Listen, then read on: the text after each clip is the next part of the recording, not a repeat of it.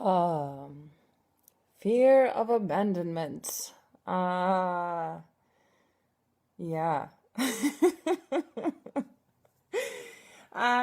It's something most of us, I would say, probably experience. If you think you're like alone in this boat, chances are you're not. Um, it's a survival thing. It's a thing that we're equipped to do, and we're really good at keeping people around.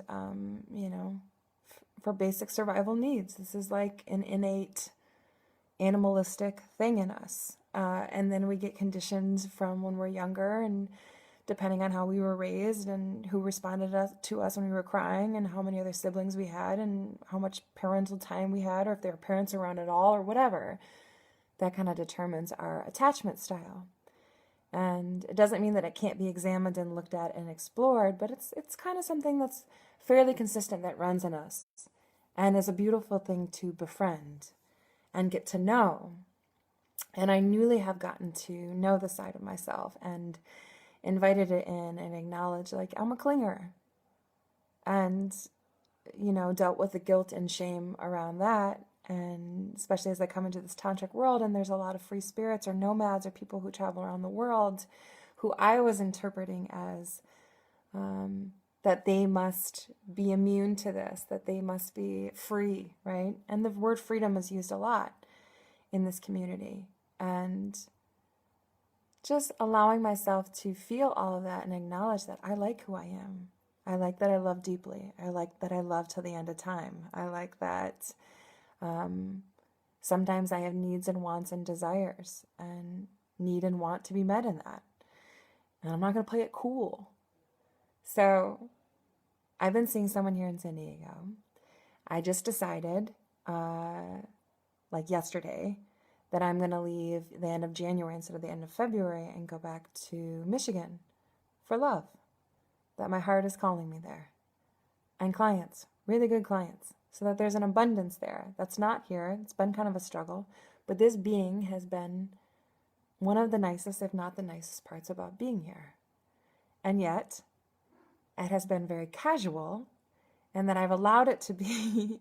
I've been really cool. I've been like, whatever the parameters around, and I've gone up there to see him, and, gone to a lot of Marvel movies that I never would before. I've just been down. But really, I just want to spend time with him and have let him know that I care about him. And I did a couple times ago on our way into Aquaman. I said, just so you know, I'm going to love you forever. And was giving myself lots of props and kudos to this and that, that I was able to be so honest in my desire, but was still keeping myself guarded because I didn't really trust that he felt anything about me. And so it was much easier for me to just be like, I'm getting something out of this. I'm enjoying this. Let me not even think about the fact that he actually might have feelings for me or not, because that's too scary. So when I let him know this news, which I had already done at the very beginning, but he didn't remember that I was going to be going, it brought up all the trauma and the alarm bells and everything else for him. And for me to acknowledge, here's another human being who I thought was too cool, and yet, and a runner. There I am. But here he is having all these real emotions. And then, of course, he's a real human being. Like, I'm dealing with a real human being. I had just told these stories around who he was and how he wanted to interact with me, and that he was a runner and fit him in this other category to make myself feel less scared about the fact that I was being super vulnerable about my own desires and wishes and just who I am. So I was still doing the same thing. And then for him to say that he was sad, that he has feelings for me, that I'm one of a handful of people that he's trusted in his life. All these beautiful things that I would have never guessed, but my intuition would have said. If I had let go of that kind of insecure girl, young child, just scared that my love was going to be too big, too scary, and that the other person wouldn't be able to match it, and it would scare them away, so I'll just take what I can get, the little bit, I'll take the love that I can get in the way that I can get it. And he apologized for not making it super clear and apparent how much he cared about me, and said, I hope I don't freak you out, but just so you know, I'm going to be showing you lots of love and affection and probably texting you love texts. And when I see you, I'm going to be hugging you a lot, and they're going to be long hugs. I said, this is all very exciting to me. I actually like this. If I had been honest, not only in my desire, but the fact that I was going and I cared about him, the relationship probably would have been different. I could have had this sooner.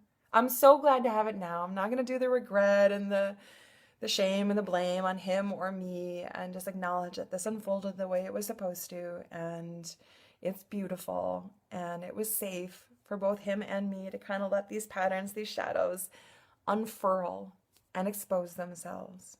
Be able to see, just two people in love, just trying to be honest with themselves while having all this trauma and past story and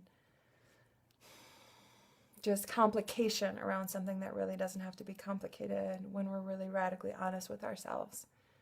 And trusting that if these other people in our lives are people we really want to have in our lives, and if they're special enough that they're in our lives, which they're usually special, because if they're there, that means that they see our specialness. So if we're doing our work to be honest and authentic and bringing ourselves forward, a lot of the times the people who keep showing up are also very special. We just might be doubting that, or not acknowledging or letting ourselves see that. Wow, to admit that someone really special wants to spend time with me. Someone really special sees me and wants to meet me. And I don't have to be afraid of them running away. And if they do, it actually has nothing to do with me. So I'm going to have a next couple of magical weeks here in San Diego because of this radical honesty. I got a text today saying, I'm thinking of you, beautiful. It made my whole heart, everything, just light up. How gorgeous. And of course I had the feelings around when he said how he felt, of me feeling like, I'm the abandoner. I don't want to do that. I don't want to make someone feel this way. And then I thought, I'll change my plans. I'll stay here. And then being torn between like, do I stay here for this person who I love, or I'm going home to Michigan to someone else I love? I acknowledge there are much worse problems in the world than to be torn between two people who love me very much and who I love. So just being able to be in the truth of that and saying even that to him. And having him be able to express that he's excited for me to go on my way and onto tantric adventures. And we really can have it all if we are true and honest in our desire, in our needs and our wants and our expectations even, without feeling that we have to make them smaller or bigger so that people see them, that we can just have them be what they are and let them unfold and unfurl.